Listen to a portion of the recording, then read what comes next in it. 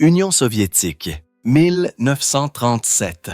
On frappe à la porte à minuit. La police secrète entre. Aucune accusation n'est portée. Aucun procès n'est prévu. Juste une arrestation, une disparition et souvent un silence définitif. Sous Joseph Staline, la police secrète soviétique, principalement le NKVD, a créé un État où des millions de personnes vivaient dans la peur constante de leur propre gouvernement. Entre 1934 et 1953, ce système a arrêté plus de 18 millions de personnes, les a envoyées dans des camps de travail forcés et a procédé à des centaines de milliers d'exécutions sans procès équitable. Des groupes ethniques entiers ont été déportés. Des rivaux politiques ont disparu du jour au lendemain. Même les membres les plus fidèles du parti n'étaient plus à l'abri des soupçons. Comment un gouvernement transforme-t-il la surveillance et la terreur en instruments de contrôle absolu? Comment la peur devient-elle politique officielle? La réponse réside dans des décennies de répression systématique qui ont débuté avec la Révolution. Mais cette machinerie de la peur a commencé avec la Révolution. Décembre 1917. Les bolcheviks créent la Tchéka, la première police secrète soviétique, sous la direction de Félix Dzerzhinsky, afin d'éliminer immédiatement les menaces contre-révolutionnaires après leur prise de pouvoir. 1923. La Tchéka fut réorganisée et devint l'OGPU, chargée des opérations de contre-espionnage et de sécurité intérieure. 1924. Il a fusionné avec le NKVD, le Commissariat du peuple aux affaires intérieures, gérant initialement les fonctions de police régulière, mais étendant rapidement son autorité.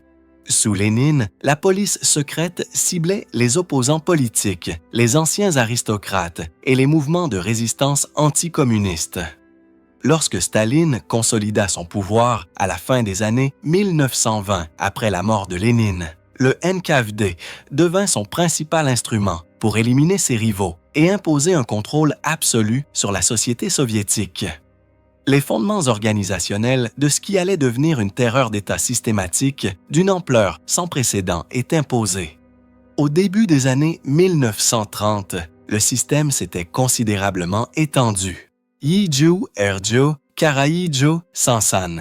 Staline ordonna la collectivisation forcée de l'agriculture dans toute l'Union soviétique. Le NKVD l'appliqua avec une brutalité extrême. Les koulaks, paysans aisés, étaient considérés comme des ennemis de classe. Des centaines de milliers de d'entre eux furent déportés en Sibérie et au Kazakhstan dans des conditions inhumaines. Beaucoup sont morts en route ou en exil, de faim, d'épuisement et de travaux forcés. La résistance fut systématiquement écrasée. Des villages entiers furent vidés de leurs habitants. La nourriture fut confisquée, entraînant une famine généralisée qui fit des millions de morts, notamment en Ukraine pendant l'Holodomor. Le NKVD opérait en toute impunité, arrêtant quiconque s'opposait aux politiques de collectivisation. 1er décembre 1934. Sergueï Kirov, un dirigeant populaire du Parti communiste, est abattu à Leningrad. Staline a peut-être orchestré lui-même l'assassinat. Cet événement servit de prétexte officiel à une répression sans précédent, marquant le début des Grandes Purges. Puis, 20 décembre 1934, et un seul événement déclencha une terreur sans précédent. Après l'assassinat de Kirov, Staline instaura des lois draconiennes visant les crimes politiques. Les suspects pouvaient s'être arrêtés, jugés et exécutés en 10 jours seulement, sans possibilité d'appel. Le NKVD, dirigé par Genrikh Yagoda, puis par Nikolai Yezhov, a commencé des arrestations massives à travers l'Union soviétique. Les premières zones à cible étaient les vieux bolcheviks, les révolutionnaires originaux de Lénine, désormais considérés comme des menaces potentielles pour l'autorité de Staline. Des milliers de membres du Parti communiste ont été arrêtés sur la base d'accusations fabriquées de toutes pièces de complot, d'espionnage et de trahison contre l'État. Les méthodes d'interrogatoire brutales sont devenues la norme pour obtenir des aveux. Les accusés furent contraints d'impliquer d'autres personnes, ce qui provoqua des vagues d'arrestations en cascade qui se propagèrent dans toute la société soviétique. La peur se répandit comme une traînée de poudre. Personne n'était en sécurité, ni les membres du parti, ni les officiers militaires, ni les intellectuels, ni les ouvriers. La loyauté envers Staline ne signifiait rien. Un simple soupçon suffisait pour être arrêté. Dès 1936, la terreur s'intensifia avec les procès spectacles. 1936 à 1938. Début des procès spectacles de Moscou. D'éminents vieux bolcheviks comme Zinoviev, Kamenev et Boukharine furent jugés publiquement lors de procès mis en scène. Ils furent contraints d'avouer des complots absurdes impliquant des puissances étrangères et des actes de sabotage interne, puis exécutés. Ces procès étaient une opération de propagande orchestrée pour justifier la répression de masse auprès du public soviétique et du monde entier. L'armée rouge fut décimée. Plus de la moitié des officiers supérieurs furent arrêtés et exécutés, dont le maréchal Tukhachevski et d'autres commandants de haut rang. L'état-major militaire fut décimé quelques années seulement avant le début de la Seconde Guerre mondiale.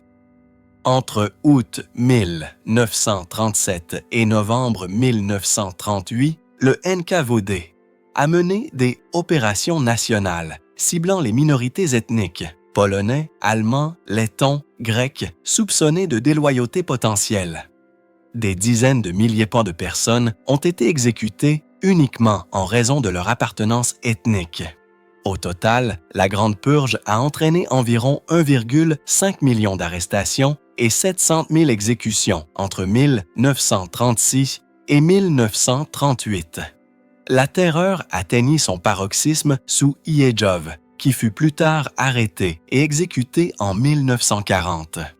La terreur s'étendait bien au-delà des élites politiques. 1929. Staline a étendu le goulag, le réseau de camps de travail forcés créé en 1919 sous Lénine.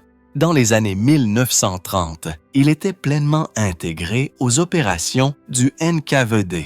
Ces camps abritaient des prisonniers politiques, des membres de minorités ethniques, des criminels de droit commun et toute personne accusée d'activités anti-soviétiques. Selon les estimations, jusqu'à 18 millions de personnes sont passées par le système du goulag entre 1929 et 1953. Les prisonniers travaillaient dans des conditions brutales: exploitation minière, exploitation forestière, construction de chemins de fer et de canaux à travers la Sibérie et des régions reculées. Ils ont enduré la famine, les maladies, le froid extrême et un surmenage incessant. Le nombre de décès était effarant. Les estimations varient entre 1,6 et 4,5 millions de morts dans les camps durant cette période. Le goulag remplissait une double fonction: punir et exploiter économiquement. Le travail des détenus a contribué de manière significative au projet d'industrialisation soviétique. Les quotas de production ont poussé les administrateurs du camp à faire travailler les prisonniers au-delà de toute limite humaine. Le système atteignit son apogée au début des années 1950, avant d'être partiellement démantelé après la mort de Staline. Après la Seconde Guerre mondiale, la répression se poursuivit. 1945. La Seconde Guerre mondiale s'est achevée par la victoire soviétique sur l'Allemagne nazie.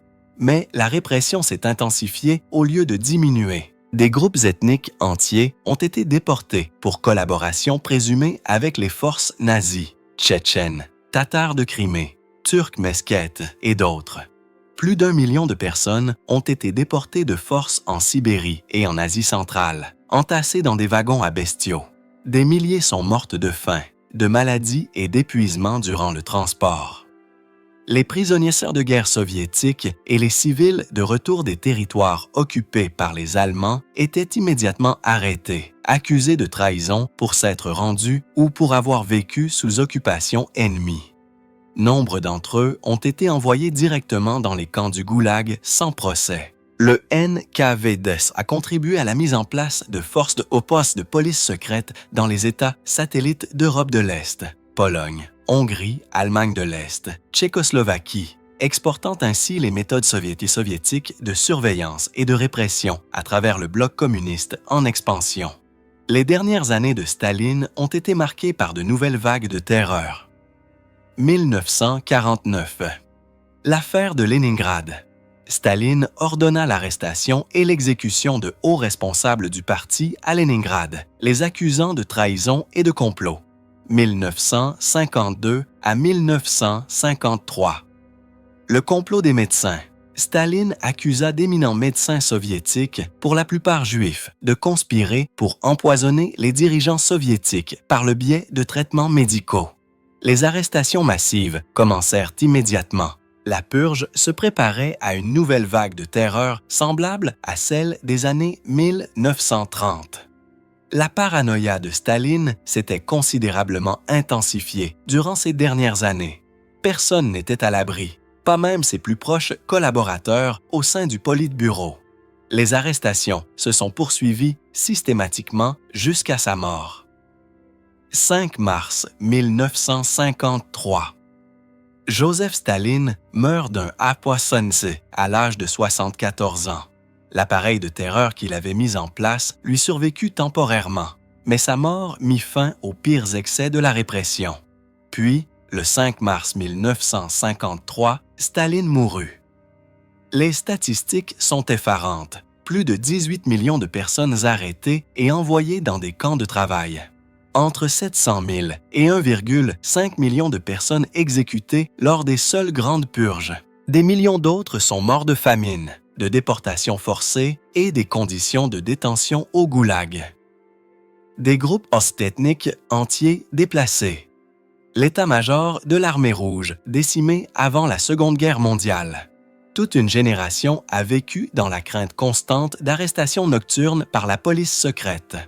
L'État policier secret de Staline a démontré comment les gouvernements peuvent utiliser la terreur systématique pour maintenir un pouvoir absolu. Le NKVD ne se contentait pas de punir ses ennemis. Il les créait par le biais de quotas d'arrestation, de fabrication de preuves et d'aveux forcés. La peur devint la politique officielle. La loyauté ne signifiait plus rien. La suspicion suffisait.